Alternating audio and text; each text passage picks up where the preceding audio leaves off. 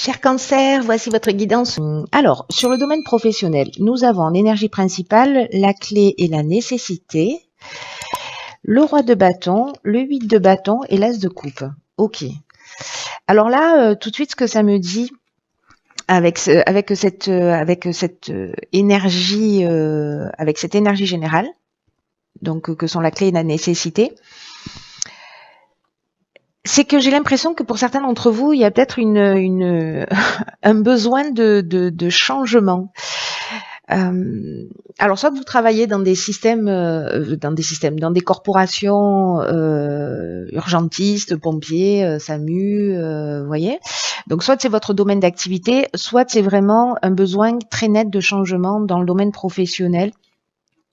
En tout cas, il y a un changement professionnel ici qui est en train de se préparer, qui sera plutôt positif, hein, avec la carte de la clé. Donc, je pense que pour certains d'entre vous, soit vous allez décider d'agir. Moi, j'ai l'impression que ça va pas traîner dans la tête. Certains l'ont déjà eu. Alors, soit c'est une recherche d'emploi, soit c'est un besoin d'évoluer, soit c'est une sensation d'arriver à saturation dans son activité professionnelle. Mais ici, on est quand même dans une évolution. Il y a des choses qui ne changent pas. Dans une évolution qui est plutôt favorable. En tout cas, il y a vraiment un esprit entreprenant, voilà, où on a envie de faire bouger les choses, on a envie de les faire changer. Donc, si vous êtes à la recherche d'un emploi, je sais pas, vous allez mettre les bouchées doubles. En tout cas, c'est une période propice pour peut-être trouver un emploi ou peut-être demander une augmentation ou en tout cas, il y a une idée d'avancement. Alors, soit on prend plus de responsabilités, soit on est promu on est promu où il y a une évolution dans son activité professionnelle, soit au niveau structurel, soit au niveau hiérarchique. Ici, avec le roi de bâton, précisément, on est dans la maîtrise. Hein. On est dans la maîtrise. Il y a quelque chose qui va vite et il y a vraiment cette idée de nouveau départ avec cet as de coupe. Alors, soit c'est vous quittez un emploi et vous décidez de vous lancer dans une nouvelle activité, mais pour faire quelque chose qui vraiment vous tient à cœur, pour faire quelque chose qui vous plaît. Ici, il y a une prise de conscience. Et peut-être que vous allez oser aussi demander des choses que vous n'osiez pas faire avant. Voilà. Mais là, j'ai l'impression, peut-être qu'il peut y avoir des mutations aussi, que les choses, quand même, elles vont aller très vite. Voilà. Ou alors peut-être que vous allez avoir aussi plusieurs propositions et que vous allez être dans une posture de ok, qu'est-ce que je fais, comment je m'y prends, qu'est-ce que je choisis, qu'est-ce qui me tient le plus à cœur. En tout cas, c'est vraiment extrêmement positif, hein, avec toutes les cartes qu'on a là, avec ce nouveau départ, etc. Parce que ici, vous êtes, il y a le roi de bâton, il est puissant, il est dans la maîtrise, il donne l'exemple, c'est un leader puissant. Donc, si vous prenez un poste à responsabilité, vous serez à la hauteur de cette situation sans aucun problème. C'est vraiment une évolution qui est extrêmement positive, qui est soit un nouveau départ, soit une évolution dans l'entreprise dans laquelle vous travaillez. Donc, c'est juste génial. Ensuite, dans le domaine sentimental et relationnel, nous avons la carte 47-48, waouh, ok, l'éternité et l'âme. Nous avons le roi de coupe, le roi de bâton, et ben dis donc, il y a de la maîtrise dans l'air chez vous, hein, et le 7 d'épée. Ok. Elles sont trop belles ces cartes. Hop. Par quoi je commence?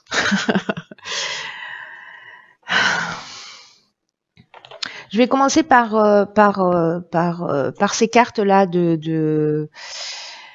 d'énergie principale que sont l'éternité et l'âme.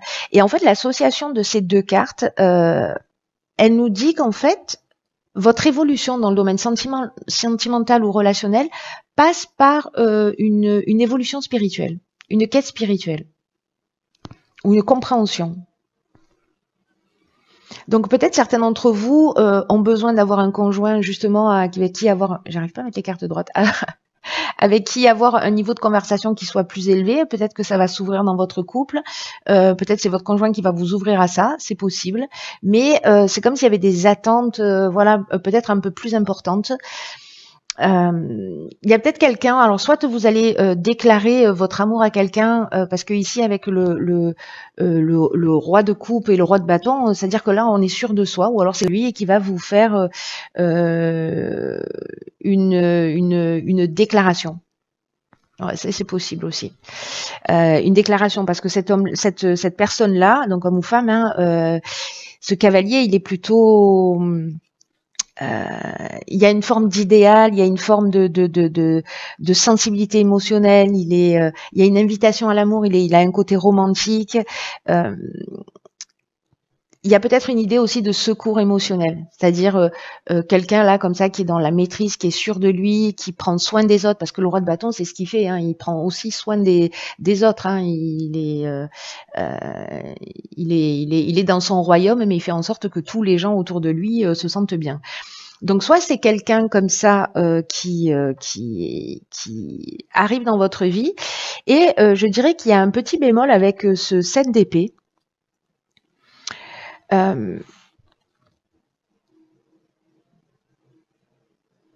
Où il y a soit une idée de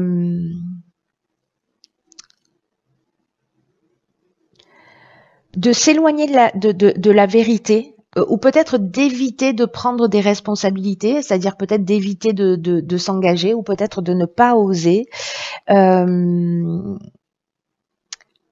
Il y a peut-être une idée aussi de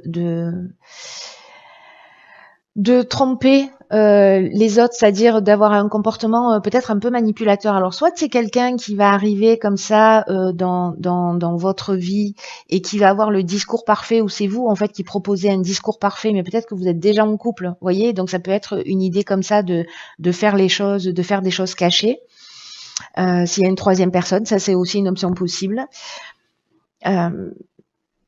Ou alors vous vous sentez pas légitime, ce qui est aussi une option possible. Là, ce qu'on nous dit, c'est que peut-être il faut voir les choses en face. C'est-à-dire que peut-être il faut affronter la réalité, regarder cette personne pour ce qu'elle est.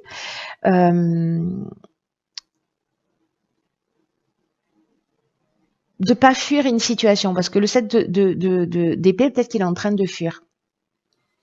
Donc posez-vous les bonnes questions là, au niveau sentimental ou relationnel, hein, parce que voilà, ça touche pas forcément le domaine sentimental.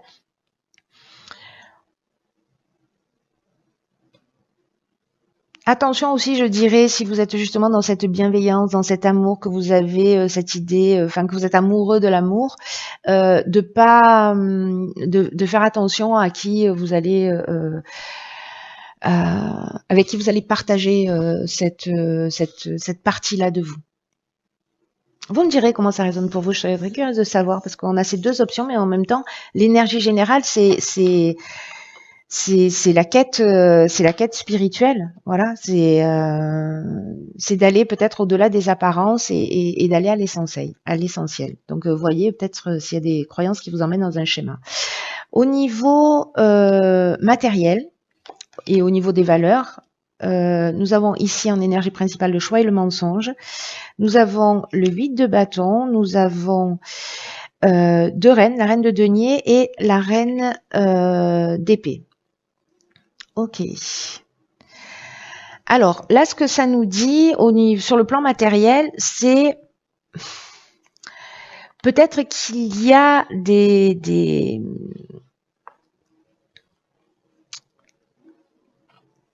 des contrats pas clairs, alors des choses qui sont pas claires, ou peut-être des documents qui ont été falsifiés pour des assurances ou pour je ne sais quoi, ou je ne sais pas ce que ça peut être, mais donc là attention, parce que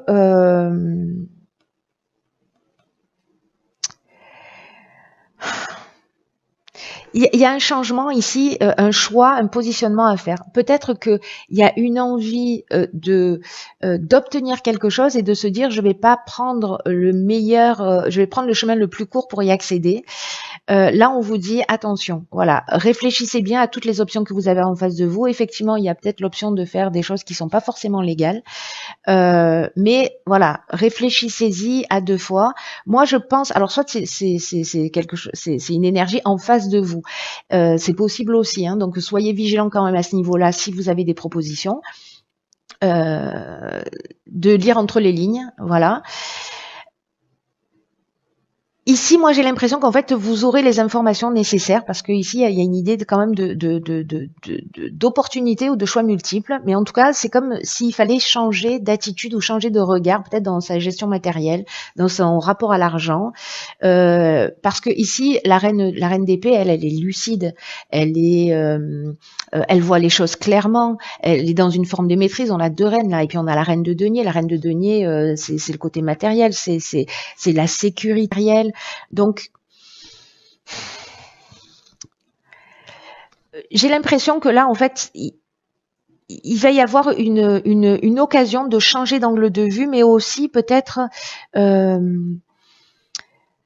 comme un test, vous voyez, peut-être parce qu'on va se précipiter dans une situation et on ne va pas voir en fait toutes les options. Et là, on vous dit, vous avez ces capacités. Voilà, n'oubliez pas qu'en fait, l'intérêt, c'est de vous mettre en sécurité, mais faites-le de la manière la plus juste possible. Prenez le temps de réfléchir pour savoir ce qui se cache derrière, pour savoir si vous êtes en conformité, si vous allez dormir tranquille, si vous pouvez vous regarder dans un miroir, et ne vous précipitez pas. Triez toutes les priorités, précisez vos intentions, faites préciser les intentions des personnes que vous avez en face de vous aussi, si c'est par exemple c'est un contrat de travail, mais il y a une idée de découvrir quelque chose de manquant, une information peut-être à laquelle vous n'avez pas accès, mais avec cette reine d'épée, moi je suis pas inquiète parce que j'ai l'impression que vous allez voir les choses clairement et que vous allez prendre la meilleure décision. Encore une fois, que ce soit vous que ce soit vous qui soyez dans cette énergie-là où il y a un changement de point de vue, ou quelqu'un en face de vous qui va vous proposer quelque chose et vous allez voilà, prendre le temps de réfléchir et trouver ce chaînon manquant. Alors, au niveau de l'évolution spirituelle, nous avons ici le Nadir. Alors, pas d'affolement, je sais que cette carte, elle fout la trouille. Nous avons la Maison Dieu, la Papesse et l'Ermite. Alors, je n'ai utilisé que les arcanes majeures pour l'évolution personnelle et l'évolution spirituelle. C'est un choix personnel. Voilà. Donc, hop, ici, vous voyez mieux. Alors, le Nadir, ça peut parler en fait d'absence de spiritualité d'une manière générale, mais le Nadir aussi, en astrologie, ça correspond au fond du ciel. Le fond du ciel, ça nous parle de l'hérédité, ça nous parle de la famille, de la psychogénéalogie, ça nous parle aussi de voilà de nos racines, de nos fondements, peut-être de notre enfance, de nos croyances. C'est aussi le subconscient, vous voyez, les croyances, celles auxquelles on n'a pas forcément accès. Ça nous parle aussi de tous nos sentiments, de tout ce qui de toutes nos émotions, de nos ressentis qui sont pas avoués, aussi de sécurité affective avec cette carte avec cette représentation du fond du ciel en fait, hein, qui est la maison 4 et qui parle de l'inconscient, de toutes les choses qui nous conditionnent inconsciemment. Et il y a aussi une idée de fin des choses. Il y a ici la lumière dans l'obscurité, hein. Voilà. Donc, on est vraiment dans le fond des choses.